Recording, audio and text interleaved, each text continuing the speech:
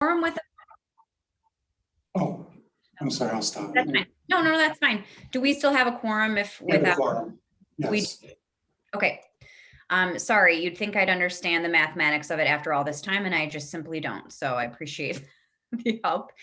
So I'd like to call to order the Mass Transit Commission meeting for Wednesday, August 11th, 2021 at 6:05. Let's see. We don't have any appearances, so we will move on to agenda item number 4, unfinished business, and we'll start with the ridership report. Yes, I don't know. I did two things. I brought my computer. Can you hear me now, or do I need to use my computer? You sound fine. I can hear you fine. I mean, I can hear you. So Maryland Express, it's ridership reports. Total for 2021. The last we looked at it was May, June, July, looking at those 3 months. As you can see from prior year, of course, we increase from 238 in May from 17 to 238 now, 44 to 278 in July, or May, June, and July from 69 to 382. We're averaging, it looks like in May it was about 12, and June was 13, and July 18 riders per day.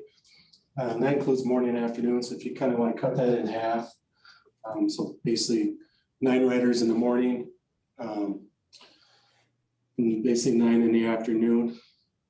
We're kind of averaging.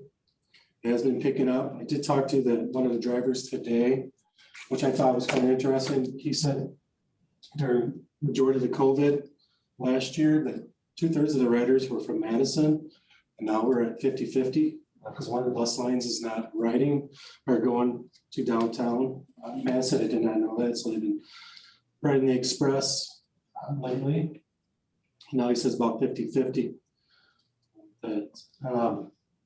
And for the lift, that's been pretty consistent. You're at 393 for May, June was 437, 437 for July, just kind of coincidence.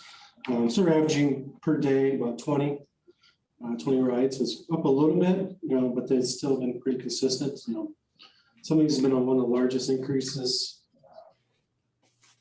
These have been some, compared to like 2017 and 16, we have some, even with COVID, they have higher than those numbers. 16, 17. So it's a good sign that these numbers are coming back. On with the new Delta variants, that's making a difference. I talked to the writer today.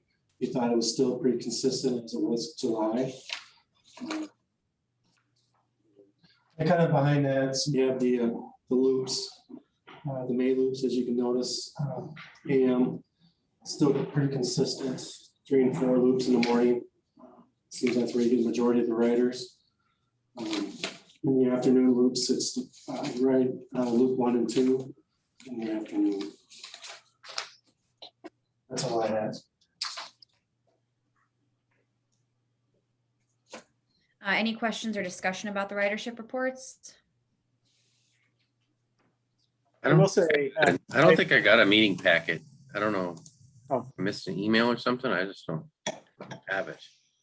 Send it to you. Thanks, Mark. I was just going to say, I've been writing consistently in the morning.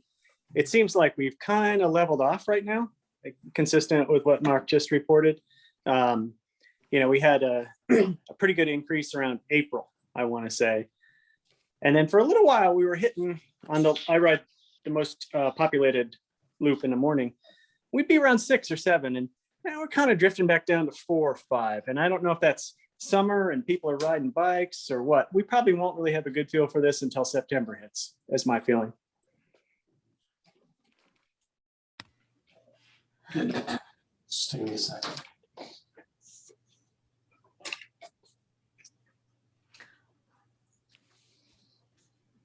Hey, Molly, I just wanted to mention, I don't think it was on the agenda to approve the minutes. Yeah, I realized I hadn't put it in there, but I didn't put an item in there, so it was my fault for some reason. Thanks. Thank you for bringing that to my attention. So we'll include them in the next packet and vote on both. Okay. Do we have any discussion about the minutes? It's probably okay to talk about them if there were any corrections or anything of that nature that we wanted to point out.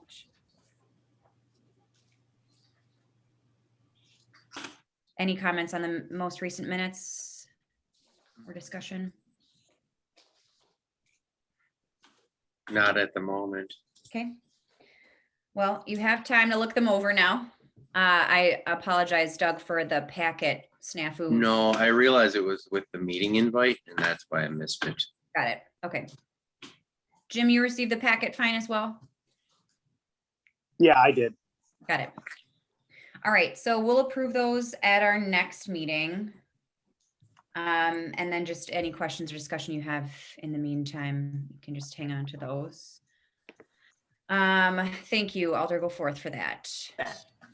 All right, so I think we are prepared then to move on to the potential committee contributions or suggestions for the city's ongoing and expanding DEI initiatives. I have one I'd like to bring up. Christy, I saw you just emailed. Does yours have to do with? I emailed that. It was, I didn't get it in time for the appearances. It was an email we received earlier today or yesterday, and he just asked me to send that to the full commission as his public appearance tonight. So just disseminated that. Sorry for the lateness of that.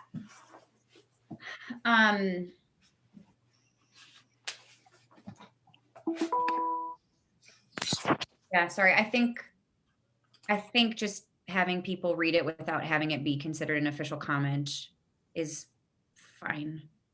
Okay. But maybe we can talk about it. I invited Tom as well to tonight's meeting and I see that he has not come. So yeah, we've had quite a few back and forths. So Okay. yes, so thank you for your thoughtful and diplomatic responses. I appreciate that. I have a contribution for the DEI, potentially, just a suggestion I wanted to bring up. In our last senior committee meeting last week, we talked about how Badger Bus does, through Newbridge, does, evening rides with their van service to events. So one of the things we talked about at our senior committee meeting was our summer concert series in Winnequa Park and how to get more people to and from who are no longer driving or, don't have parking options or just, might have a little bit more of a need disability wise with, walkers, wheelchairs, etc. And Badger Bus does these evening, sorry, I wrote it down here. $160 additional service provision for one evening, can take 4 to 6 people at a time, and then people can sign up in advance. And so I'm just wondering if something like this might be possible, either through Badger Bus for members of our community or through the, the Lyft service, for example. I noted that one of the things that people talked about in the survey was the need for weekend and evening services. And I know that we are bound by many factors with budget and, contract, et cetera. But I thought that seemed like a pretty good idea to potentially have more of that evening or weekend, for special events specifically.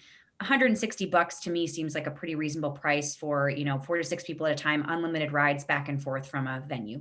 So this is just more, I guess, in the vein of DEI for people who are, older or may or may not have a disability that prevents them from driving themselves or using an alternate form of transportation to get places. Just food for thought. Yeah, it would have to be through probably a different service. And the current service, so I believe they'd be running their loops for the afternoon loops. I don't know, especially like say the concert in the parks. I think they start around 5:30 or something like that. So I don't know if we would have one of those buses. If we'd use the current provider, it'd have to be somebody who's not doing our current service. So could it be, so would we need like an additional vehicle for that, or just based on timeline, you're saying that they wouldn't be back in time from different loops to? Right. Depends what time depends what time the activity was, if they'd be around for that. I mean, we do stuff with, per student. Well, if there's an event, they'll contract through us, and they'll charge a different rate for those. So they'll do stuff like that if we ask them to. So that's always an option. Can you give an example of that, Mark? Like when we've used that in the past? Use it for like Jake had some stuff during the wintertime, snowshoeing in the Woodland Park. I don't remember where they were parking at. They would park and then they would take the bus and we'd shuttle them to where Jake was doing his snowshoeing in the dark with candles, and I can't remember. It was, they would park at Meritor Clinic and they snowshoed at Eldo. Yeah, so they would shuttle them back and forth. That's kind of one example. We had them for a race one time. They parked at the high school and then they shuttle them down to the race site too. So things like that. Or activity that Jake was doing up in the parks. And what was so the only thing I would offer for that is that it still involves like a park and ride kind of thing. And I'm wondering, to me, this service for older people would be probably like either pick up at home or at like a senior living facility and then do the trips. But what was the rate? Do you remember? I don't know if it was based on hour or just like per evening, or do you have an idea off the top of your head what that I don't know cost? the exact rates. It was based on hours. Okay. So based on how many bus they use and what, I don't remember what the rate was, but it was per hour charge. Okay. Okay. Just maybe something to, and now that I know that we potentially have that option for a first student to think about ways, or, we have RFPs to discuss, but just ways that we can potentially use that a little bit more frequently in the future if we're not using other dollars in our budget for marketing or bus stop construction, et cetera. So, okay. Any other comments on that note or discussion? I think it's a sound idea. And maybe it's, something we can have as an add-on service.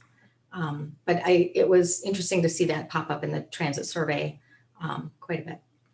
Mhm. Do you know if the seniors, because one of those reimbursed by Dane County, is that part of the Dane County grant? Do you know? I'm not positive about that. Our connection at Newbridge, who gives kind of like a quarterly report to us at our senior commission meetings, he was talking about how Newbridge uses it. So it's possible, given, kind of the nature of that organization, that they do. But that's a good question. I I'll can check with Diane.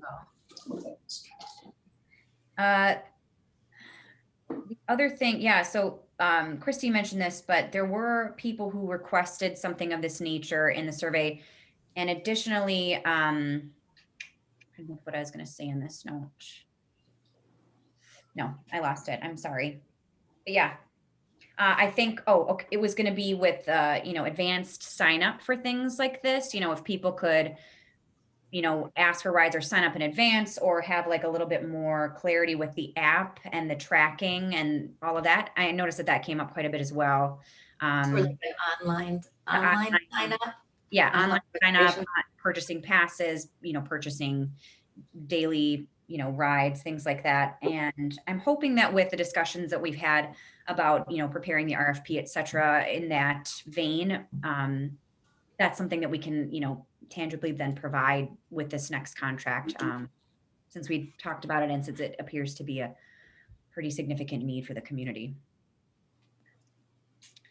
And that's all I have for the 4B. Does anyone else have comments or suggestions? Because we got the survey so late, I have not reviewed it. Can you give us a quick 360-degree view of how many people replied? Like what kind of numbers are we talking about? I thought it was a pretty substantial, I think there were at least like 60 plus responses. Okay. That's pretty high. Yeah. Yes. And what there were the main points that I wrote down were just a lot of people said that it was too expensive. A lot of people had never heard of it or didn't know how to access it. Most people said if they did know about the transit system, that they had accessed things on the My Monona website. one person was like, I access it everywhere on my phone. On my, like they really had it down. So fares, the scheduling and stops, a lot of people wanted to add different timing on loops or additional loops to accommodate, their specific schedule. I mentioned weekend and evening rides that was a popular, I don't want to say demand, but request. And then a lot with like the app and tracking. So someone mentioned that, they like it when it's a less full bus because they can kind of more personalize the route to drop people off individually. But then you're looking at kind of going off route and then coming back on, and that can be kind of nerve wracking for people. Yeah. I will say majority of respondents were women and white. And so that kind of, speaking of DEI stuff, that kind of tells us that we may not necessarily be reaching, a representative population with this, despite, our efforts to try to disseminate a little bit more broadly. Okay, that's great. Mark and Christy, if you have any other comments about kind of general takeaways. Yeah, I mean, I just sent it out today because I just so it was had, just so we were at, it was not going to be on discussion train, it was just more of a, at the next meeting. We had 138 so far to date, 138 people have responded, but 60 or 70 kind of wrote in stuff.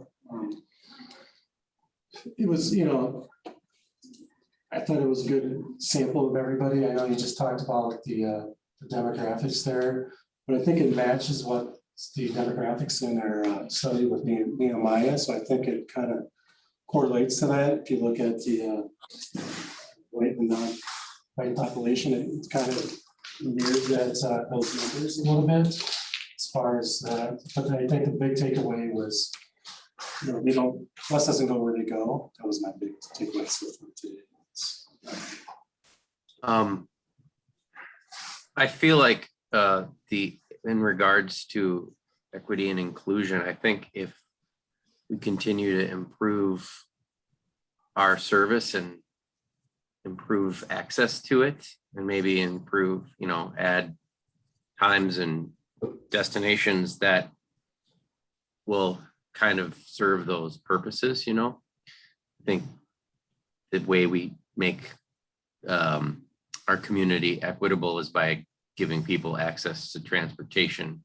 So like, I'm not necessarily thinking of like nuanced changes to like specifically anything to do with the bus or, and maybe there are details that can be looked at in real specific terms, but I'm thinking like as a broad service, I think it's well suited to create equity and inclusion by providing very affordable transportation.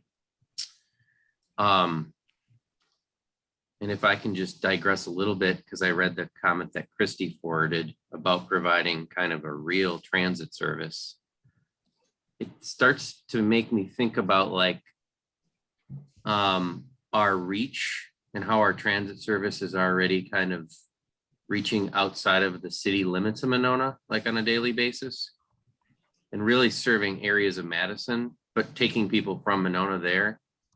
And I'm just kind of wondering, like, if people like look at the transit service as needing to serve the whole city, or if we need to do a better job of connecting to existing transit networks that already serve our surrounding areas, like that could probably really go a long way in expanding our efficacy. Unfortunately, we're only bordered by like 5 metro bus routes during the week and 2 on the weekends. But, I just think it's like a lot to ask the little Monona transit system to serve this huge metropolitan area. But it would be, and our city's only 2 miles tall and 1 mile wide. So, it's like, we could definitely do a better job of serving the Monona area, but I don't know about our reach beyond that with our budget, which is derived from our tax dollars. So bunch of comments there. I'll shut up. I think, thank you, Doug. And we did get a ton of requests to just merge with Madison Metro or let them come to us. And, we've had that discussion so many times. I do think it's unfortunate that there aren't more, stops in our area that would accommodate routes and stops in our area that would accommodate sort of those connections that people are craving. I do think a simple thing that you talked about, just making more accessible or present this transportation system for people who are, kind of excluded traditionally, and may need access for, services that we don't yet provide, like the weekend and evening hours, is knowing about the bus. We've talked a lot about expanding our reach as far as marketing, putting something on the bus. A lot of people said they see the bus, but they didn't know what it was. And, or they, the signage was just not clear. And I think that would be a way that we could at least let more people know about, the fact that this service exists. And we, as I mentioned, we have had discussions about how to brand buses and kind of just expand our reach that way. But to me, that's a thing that doesn't involve a major change in the program that exists that you're talking about, where maybe if we could expand who we're touching with our advertising and, accessibility of learning more about the system, that also could make a difference to some people who could kind of fit within the existing, logistical makeup of the service, but they just don't know about it.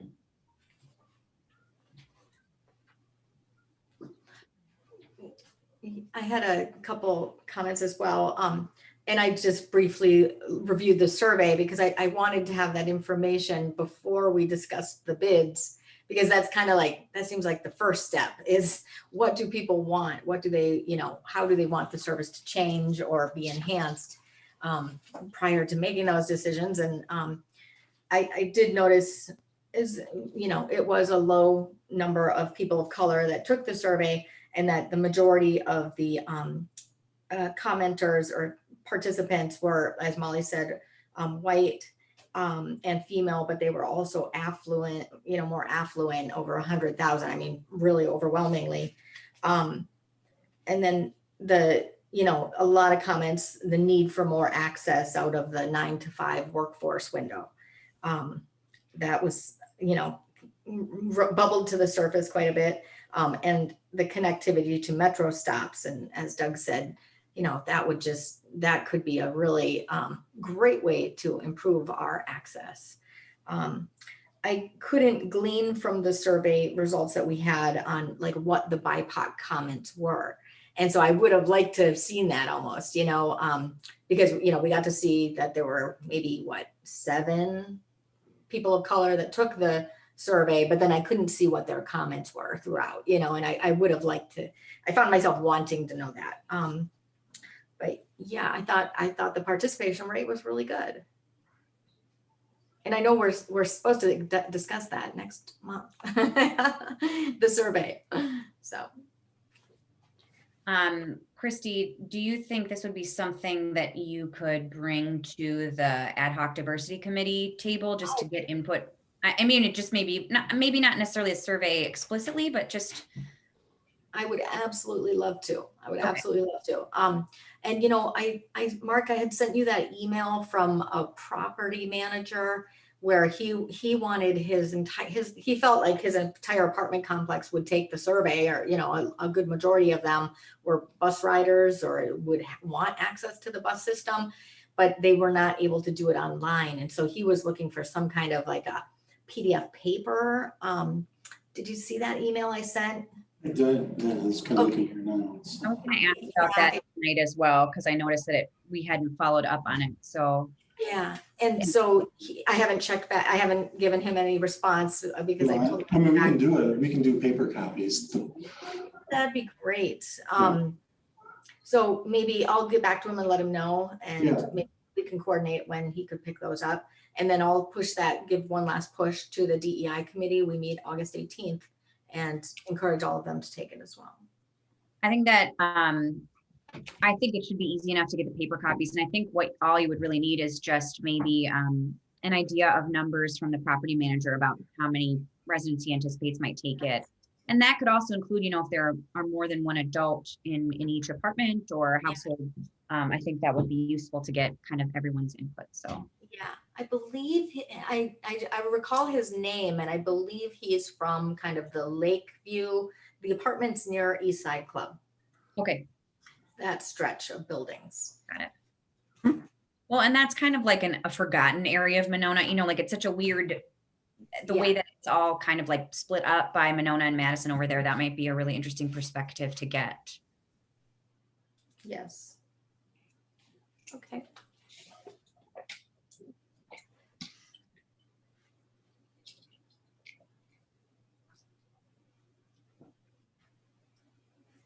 Any other talking points on this front? Otherwise, I think we can move down to reviewing the contracts, the bids. Yeah, Go for it. Take them away, Mark. for the bids, I was surprised Badger didn't bid on this. They have bid on it the last couple of times, so I was surprised. I sent it to them. I emailed it to them. They didn't, for some reason, didn't bid on it, which I was surprised. So with this, we got just the 2 bids in, mobile transformation and then First Student. So I broke it down in the bid sheet by rate and times by number of hours. As you can see, there's a large difference between the 2 providers. Total over 5 years of almost $800,000 difference with that. First Student, for some reason, used their template from the last time when they did their bid. They sent in their bid numbers. That's why you see the smartphone on the website for First Student. So, if you're looking to move, 2 things to consider about, a couple things to consider. We have to go with the lowest bids, and we have a state grant. So the state will review these grants, and we send this information in. If you truly want to go not with First Student, you'd have to make a very good justification not to. To go with First Student would have to be something pretty much egregious not to go with First Student, just because of the difference in the price. I don't know if we did with that, the state would cover the second to the mobile bids. So I think we're kind of forced to kind of go into that if that's where you go. And then also is the impact on the levy property taxes. As you can see, just for 2022, it's $166,000 difference. I didn't include what the budget proposal would be with the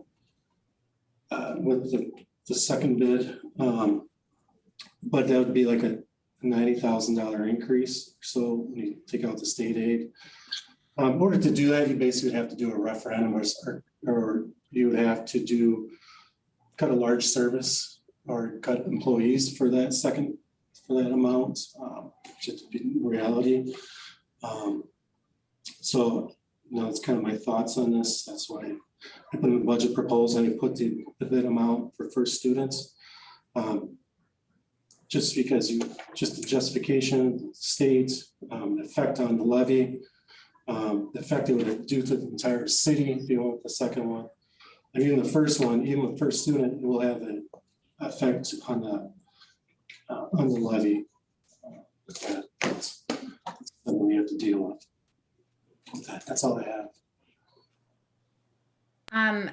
I will just ask a couple of questions, and then I'm sure others will have some input to include as well. But I noticed that First Student did not include a bid for a new bus, and I'm wondering if that might be something we want to just kind of follow up with about, especially given kind of the interest it seems that the community has in potentially a more hybrid or electric vehicle to add to the fleet. And along those lines, Christy did mention, and I think this is a valid point for, if not current discussion, future discussion, but kind of the impact on environmental and other savings that we would kind of work into the bid to include as, like a cost savings for example, a hybrid or electric bus, and how that would kind of alter our perceptions of the bids and when we compare them.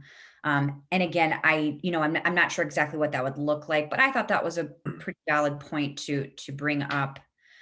Given that we do things like that for the police fleet vehicles, for example, we talk about future savings based on fuel costs and other, emissions reductions, things like that. And I'll reserve my other, questions or comments. I'll let the rest of the committee speak up now so that I'm not dominating the conversation. I think about our mission as a commission, and it's like a two-parter, and one is to suggest policy to the city council for them to adopt, aside from the providing safe and efficient transport. So I think one thing that we would want to do as a commission, if we wanted to be able to act on differences like what we see in these two proposals, is to adopt a policy that says that we would provide a preference or a requirement for our transit providers to meet some sort of sustainability standard, because that's not present in our current RFP. And I think we started the discussion about looking for sustainable transit service too late in our process this year to actually change the RFP in a way that would give an advantage to a bidder that could provide that. So, at the moment, both bids probably are qualified and the difference in price is huge and we have to pick a low bidder. But in the future, if the bids were requiring electric buses, then of course we could select the most qualified bid. So I feel like we're kind of stuck here, and I feel like the idea behind all of this is wonderful. I just feel like as a commission, we haven't been given we haven't made the adjustment to our policy, or the council hasn't approved a shift in policy, or the sustainability committee hasn't suggested that the transit committee adopt whatever the proper channel for political approval of us making a dramatic sea change in our RFP process would be, which we would love to adopt. I feel like we're a bit kind of stuck here, just based on the legal process. I would a little bit to hesitate, I know what you're saying there. But even if we didn't have, say that both bids came in, first student was, hybrid or electric was at 90, we'd be cutting routes. I mean, be honest with you, we'd be cutting routes, we'd be doing something because we can't afford that big of an increase. I mean, that's right. We have to, and that's Well, you're looking at it from the financial guy too, and the back of the numbers and what's available. I'm saying in a world where the council has accepted this new mission and has approved a larger budget or whatever, then that could be available to us. Sorry, Mark. No, I know. I know if we did that too, I understand that the sustainability part, just is mine as a finance person too. Because operating is a little bit different in debt service, so when you operate in running low, this year, net new construction number was 0.33%. We were the second lowest in Dane County for new construction.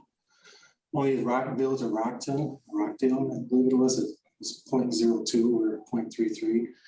So it doesn't give us much wiggle room for much. So it is a tough thing, I look at this when we can talk to the budget is, the routes don't pick up and you start thinking, you look for things to cut, are we going to look at cutting in the future some of the different loops if that would be the situation. So I agree. We have to look at it in 5 years to see where that goes. 5 years and we might be going to Metro too, that could be a possibility. But yeah, I agree that it should be kind of looked at here in the future.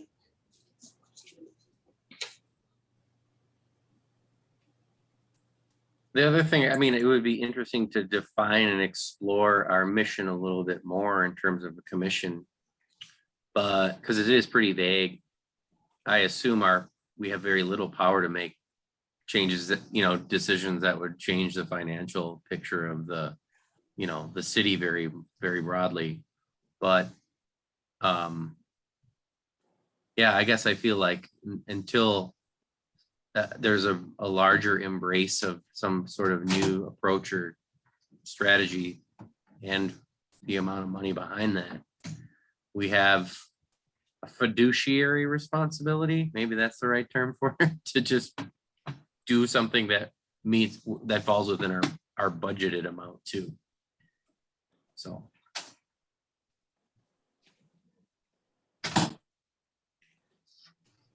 I have a couple of thoughts if that's okay. Yeah, go ahead. Okay. I guess my first is the idea about sustainability. I think it means more than electric buses. It means having a lot of people ride the buses, whether they're electric or hybrid or 100% fuel. When we were back in the days a year and a half ago, when we had 10 to 20 people on a bus, that's 19 fewer vehicles or 9 fewer vehicles, depending on how many people were on it, that were driving to Madison and driving back. That's a pretty large impact. And I've always thought of mass transit, regardless of the structure of the vehicle, as being environmentally favorable.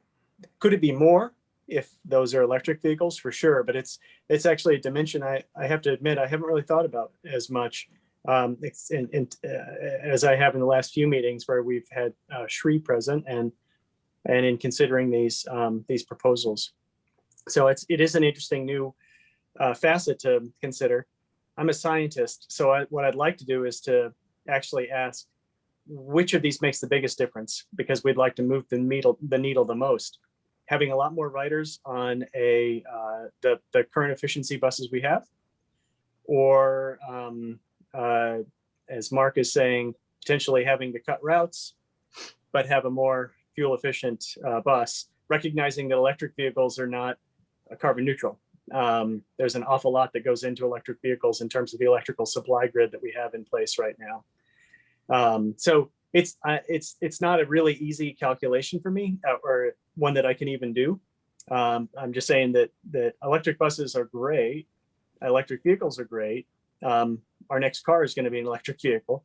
But I think we need to look at the whole ecosystem of what we're doing if we want to try to answer a question about sustainability, not just the vehicle. Second point, when I read the proposals, I was struck with the lack of specificity in the more expensive proposal. I tried to answer the question, what would transit look like if we change on day one, if we change to that second proposal? I couldn't answer that question. Were there going to be buses? Were there going to be cabs? It was filled with a lot of fluff. I felt like there was a lot of kind of almost press release like pieces in there about here's why we are terrific. I probably believe that they are terrific, but I couldn't come up with what transit was going to look like. If we had to explain to riders, here's what it's going to look like Monday, I don't know when it starts, January 1, let's say, I couldn't do it. And that scared me, I'll be honest, versus knowing the system that is currently in place. And maybe I've been on the committee too long, or I've been a rider too long. That makes it hard for me to think about alternatives to what we have right now, but not really fully being able to grasp what that alternative would be from a proposal really turned me off. So I'll stop there. One point I wanted to, in response to your comments, Jim, is that I really did like in First Students' proposal how they talked a lot about, their facility management and other practices beyond just the buses that fall in line with more sustainable and environmentally friendly practices, and the different standards that they've established to meet as a, again, as a facility, their hub and the way that they conduct their buses and safety standards and more eco-friendly standards. So I thought I appreciated that, just along the lines of your first point about, sustainability not always looking like it's an electric bus. It's this whole other, I guess, ecosystem, for lack of a better word, no pun intended, of, the facility, the operations there, that kind of thing. So. Yeah.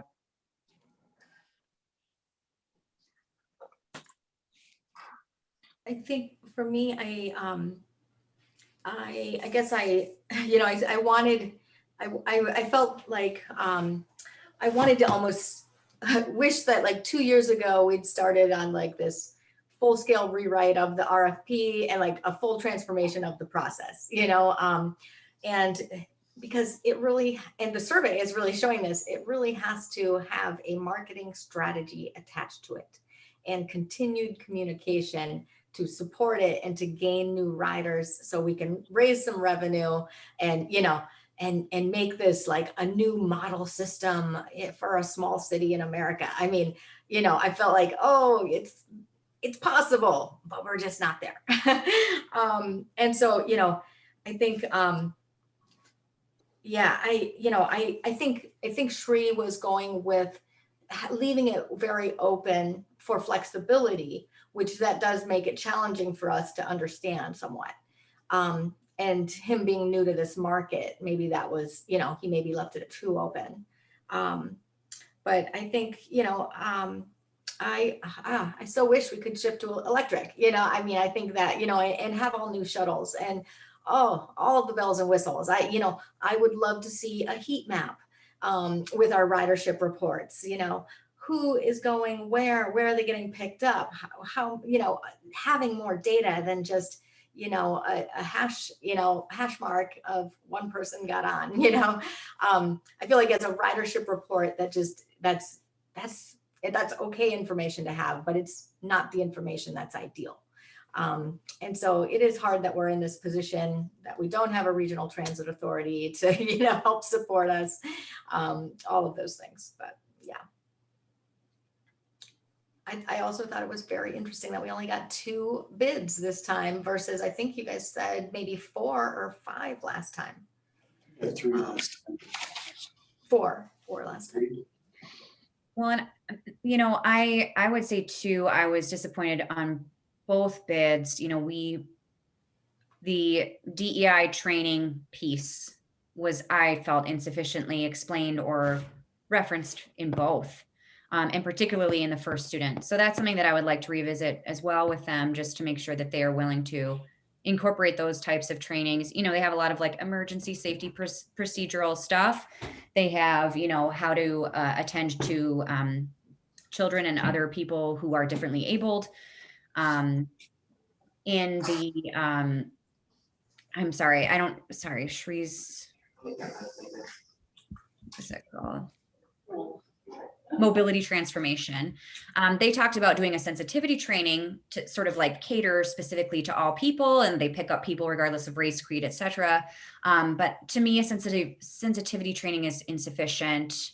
And also the fact, like, it says something explicitly about how they're not allowed to talk about race with people on the bus. And I get that, but I also think drivers should have some, I don't like to say cultural competency because I don't believe in that. I don't think, that's the right term, but at least some sort of cultural awareness or other training that allows them to, I don't know, just engage with people differently based on, I think it's to say like, we don't talk about this as sort of like a colorblind approach to how you cater to your community. And I think that that's sort of like a miss.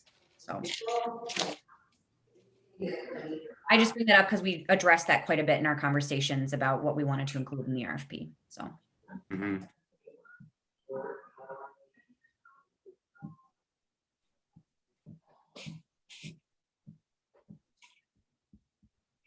I'm curious if we as a city, are we able to, I don't know if we're legally able to prioritize minority owned businesses or women owned businesses, or not really, that's not really a factor.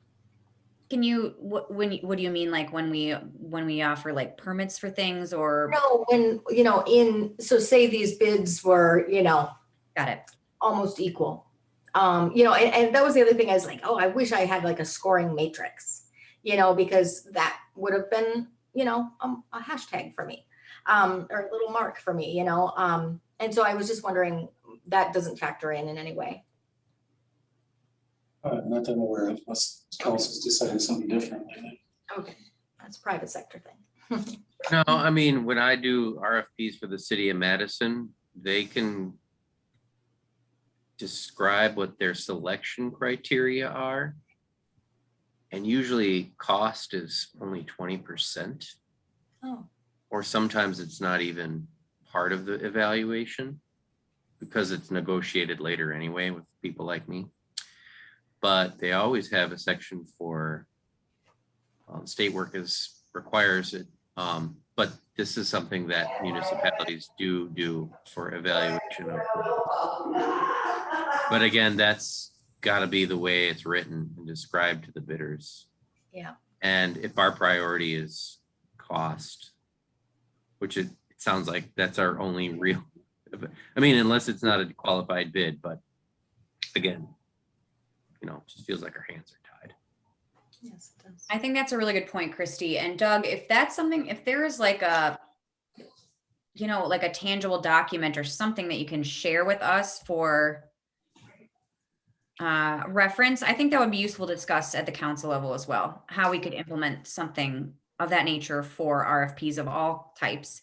The most recent example I can think of is we did landmarks, our landmarks survey with the, it's a team of 3 women who are doing all of the gathering of information about historical homes and landmarks throughout the city.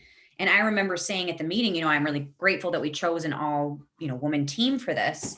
But that was another thing where it was like not that many bids and presumably lowest bid, that's sort of like the policy. So it seems like we're pushing up against something that we need to work on at, at the council level. As Doug mentioned, as you mentioned, Christy, just cost obviously has to be a major consideration in a small municipality, but having a matrix that gives us some flexibility on that front, especially if the bids are close.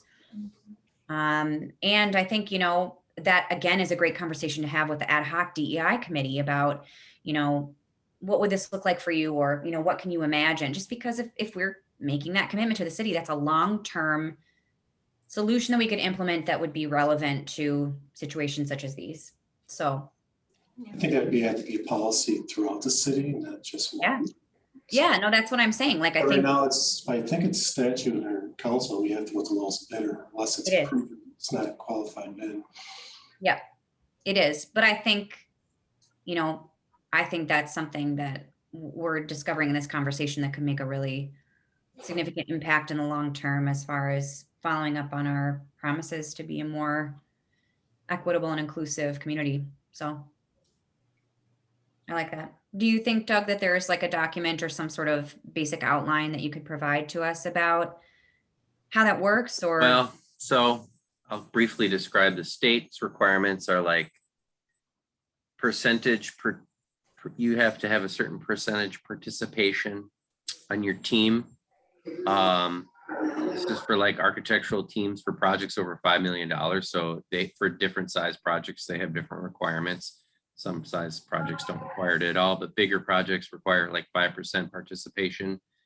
And that's like based on the percentage of the fee in your proposal. So minority owned business would have to take home 5% of the fee. They also do disabled veterans and women owned businesses. So there's different categories. I think the city of Madison makes it part of their ranking. So like local participation is something you can get extra points for. And I think minority participation is something that they can give you extra points for too. All of these are qualifications based formats that don't just look at price. So, and I think I think even Monona's like design RFPs are mostly about price, but they do all that. They have other qualifications too. It's always been about price when I don't get picked up. you're too, So it gets to the hidden costs more, potentially.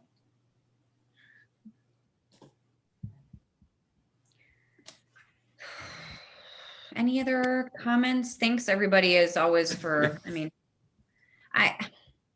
That's why it's called structural racism, because it's difficult to change. And if you want to, there's a lot of things that have to get pushed out of the way to start doing things differently, right? I feel like that's what we're up against here.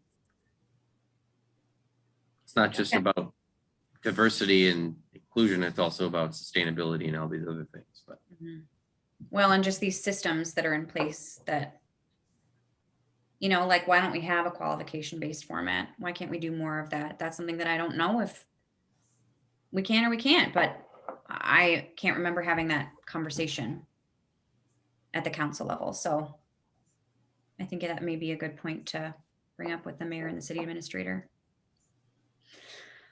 Does anyone have any other comments on the RFP? It looks like we need a motion to approve. I don't know if we want to make any sort of amendments to it, you know, for them to come back with, for example, a bid on a new bus, or, you know, some more extensive information about their DEI training. Those are just a couple of things off the top of my head that I remember that we solicited specifically in our RFP. Mark, do you know what we have, like when we have to get this squared away? Sorry, and Alder Goforth had a comment. Christy had a comment as well. You go, Mark. Let's just make it you have to have it done by the time we do the what we need in place for the operating budget for state grant. We probably should have it done by end of September. You know, I mean, that gives you a little bit of wiggle room. So we could table for one more meeting. Sorry, go ahead, Christy. No, you do. You please go. Mine's I was a gonna totally say different topic, so. I was gonna say if we wanted a follow-up with them or a clarification in a way that made it express to them our desire to have them address these issues, we would have one more meeting to get to approve this. And my comment was, I noticed that First Transit's fare collection appears to only be cash. And that was a comment that popped up in the survey quite a bit. I don't ride because I don't have cash, or, you know, I couldn't ride because I don't have cash. Is that accurate, Mark? They don't take credit cards. No. They do. They don't take credit cards. They don't, for cash only, correct? You can buy a punch card though. Yeah. Yeah. Is there an option? I mean, because, you know, I don't know if the city can take Venmo, but that would be so easy. We could just have a QR code right there and boom. Or is there some other option? Because, like, you know, especially during COVID times, people really stopped doing that, all that, you know, handling of stuff. And I think that might help our ridership if we can accept some form of digital payment. And I maybe can look that's into it. I know we don't take Venmo now or anything like that. because it could be Square, it could be, you know, ACH. There's so many options. Because would you, Mark, with the fares, ideally you like the fares to go right to the city's account? Or does the fare go to First Transit and they pay that out to us? They do it two different ways.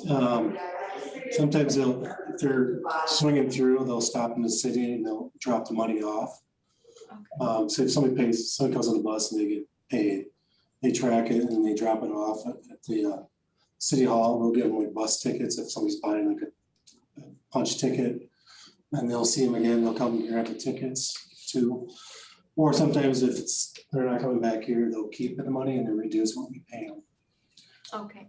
And then they have one of the sheets they give me tells me how much they received in cash, checks, or like tickets or annual passes, and we kind of match it all up there from the dailies each day how it was paid. Yeah. It seems like it would be smart of us to try to find a system that transitions a little more to now, to today or the future, which would be digital payments or electronic payments. So is that a question you could ask of First Transit, what their options might be for that?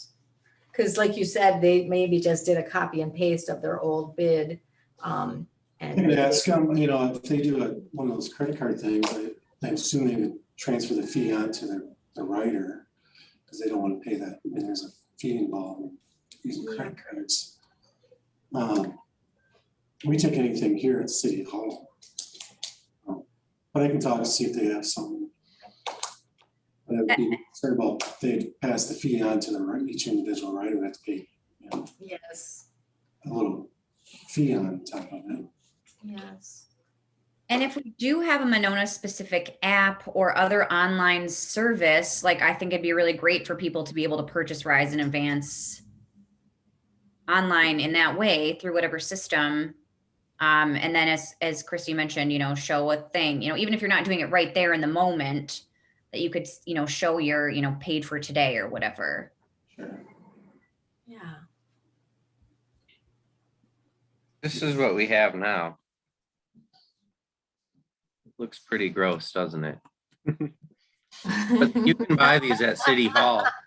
And I mean, it's just a hole punch. It's not high technology, but I don't need to have cash with me if I got my prepaid card.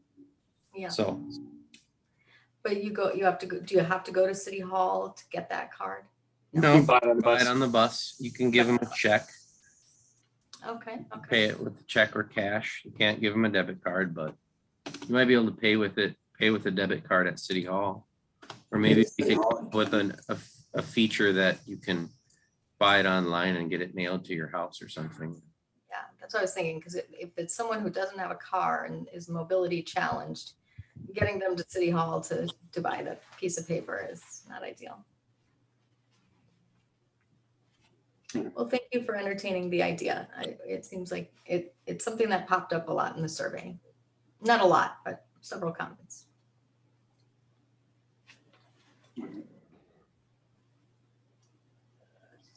Sorry, I'm having eye troubles, which is why I might have to turn my camera off. I also think along that line, I wonder if there would be something that, I don't know, because printing off, I would say, you know, print off your own, but maybe if the pass was electronic versus a hard copy, you know, just to add to that thought. Yeah, let's see what they can do. Yeah.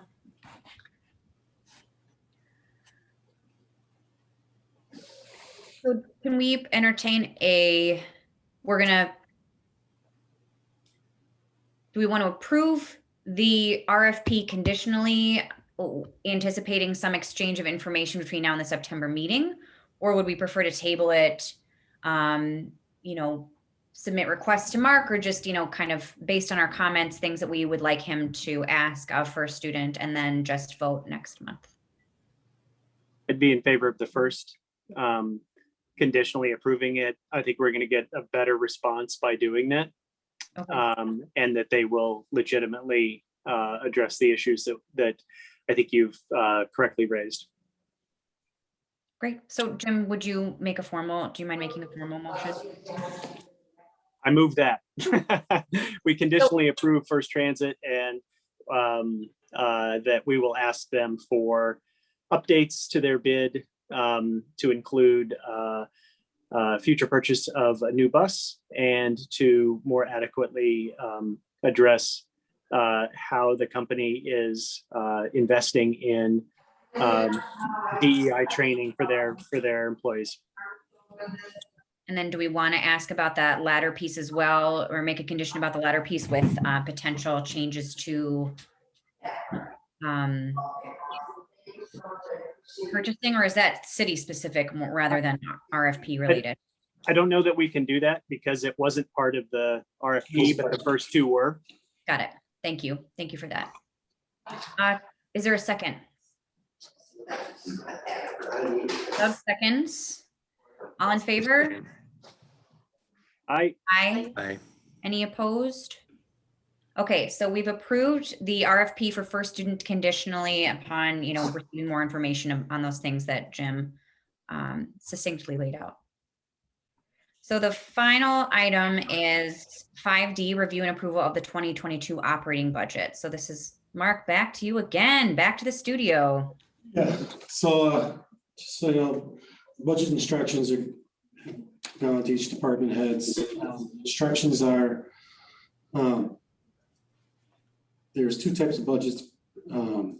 You wanted, the mayor, part of the budget instructions were labor was taken care of. We're looking at labor. We gave each department what their labor amounts would be based on current union contracts and other things, health insurance and stuff. We did all labor, that stuff. The budget instructions is 0 to 1% increase for non-labor. Our budgets are tight. And so that's why I put first students in here. And this is, you know, the levy would increase about 31%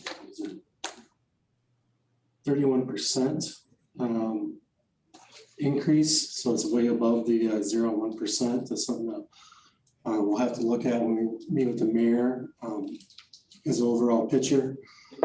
That was the instructions, 0 and 1%. We know it's a little bit different because we had this RFP.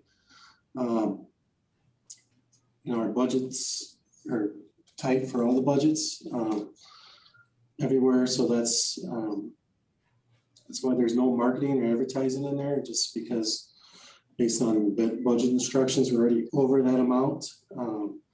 So I didn't have money to put in there for this year.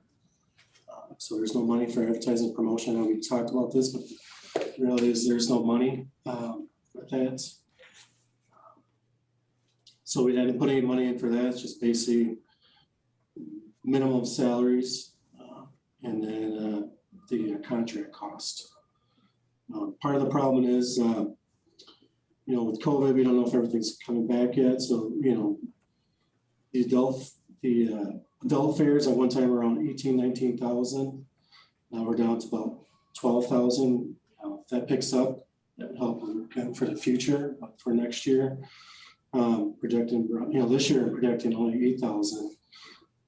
So we're kind of hoping to increase a little bit to maybe 12,000 in 22. We'll probably fudge that a little number when we meet with the mayor.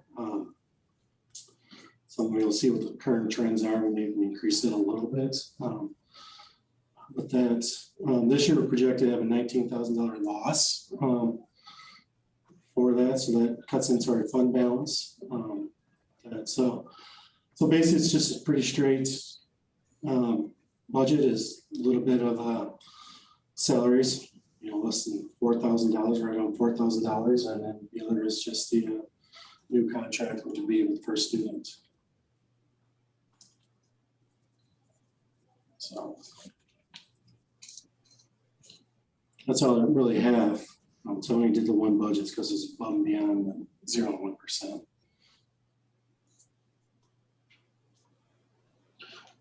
Everybody at work doesn't like me because I'm the bearer of bad news all the time. So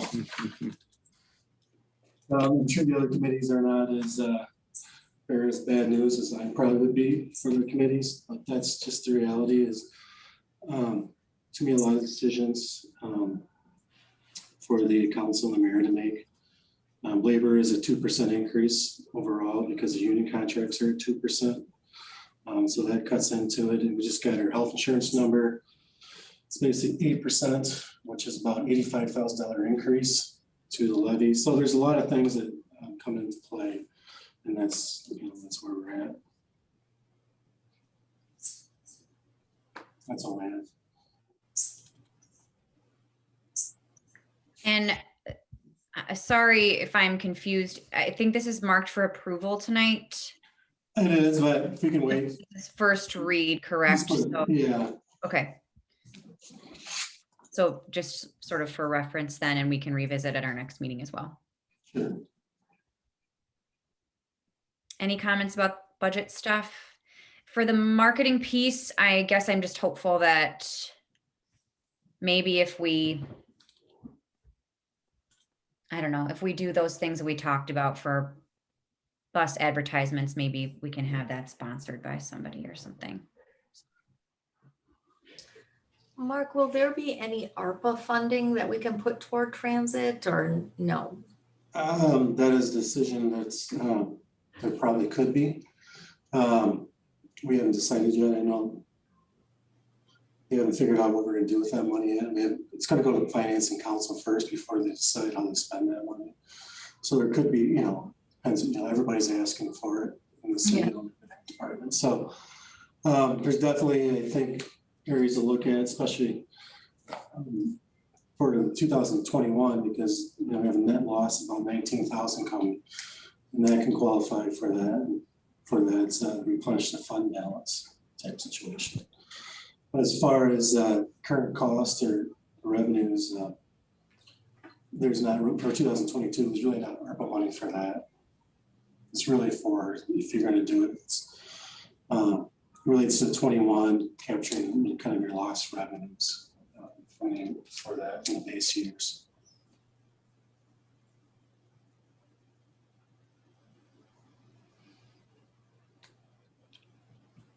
So I'll bring us back for the September meeting for final approval.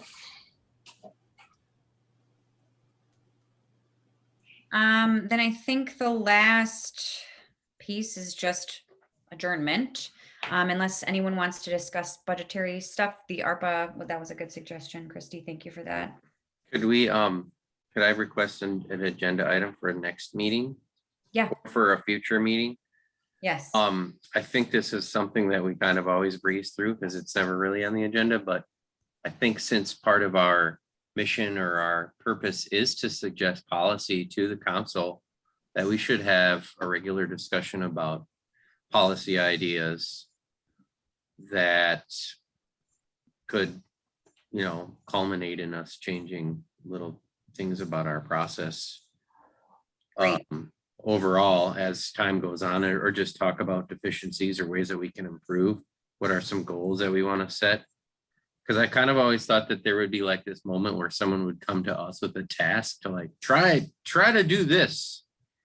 But the reality is that's not happened. And our task is usually check in on things, see if you can get ridership up, get an RFP, it's the cheapest one as you can. And, maybe there is more for the transit committee to do, but I think we have to develop that for ourselves. I think that's a great suggestion, Doug. I also think, you mentioned several times the concept of our mission as a commission, and I think revisiting that more explicitly would be a great idea as well. If we have a statement or some sort of, a way that we can express what kind of, just sort of the scope, the breadth of our responsibilities and our abilities as a commission, I think that would be a really good idea as well. Mm-hmm. Yeah, I just found what I read I found our description on the website, and mymonona.com. that's all I have to go on. So. At the bottom of the transit page, there's a little 2 sentences on it. Mm-hmm. So I think that would be a great item for future conversation as well. Agreed. Any other suggestions for future agenda items? Otherwise, I guess I don't know if I can, I guess I'll move to adjourn. Second. All in favor? Hi. Then we're all set with our September meeting date, and that falls within the budgetary timelines. Yes, it does. Mark? Okay, great. Okay, so take a look at the email that Christy forwarded from a constituent, and then, let's think about some of these things. And it seems like we'll be prepared to accept and approve the RFP and the operating budget next meeting. All right. Thanks, everyone. Yeah, have a good night. Thank you. Talk to you Bye, soon. everyone. Thanks. All right, bye.